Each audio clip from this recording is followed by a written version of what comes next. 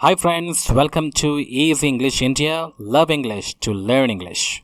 In this video, you will learn the use of I am fed up with.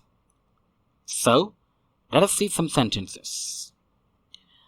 I am fed up with my job. अपनी job से मैं तंग आ गया हूँ. I am fed up with traveling with you. तुम्हारे साथ सफर करके मैं तंग आ गया हूँ. I am fed up with COVID-19. COVID-19 से मैं तंग आ गया हूँ. I am fed up with these rules. इन नियमों से मैं तंग आ गया हूँ. I am fed up with my mobile phone. अपने मोबाइल फोन से मैं तंग आ गया हूँ. I am fed up with dirty politics of India. Bharat की गंदी राजनीति से मैं तंग आ गया हूँ. I am fed up with my bad friends.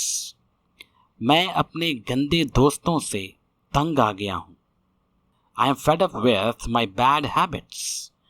मैं अपनी बुरी आदतों से तंग आ गया हूँ. I am fed up with my sickness. मैं अपनी बीमारी से तंग आ गया हूँ. I am fed up with my toothache. मैं अपने दांत दर्द से तंग आ गया हूँ. Hope it is easy for you.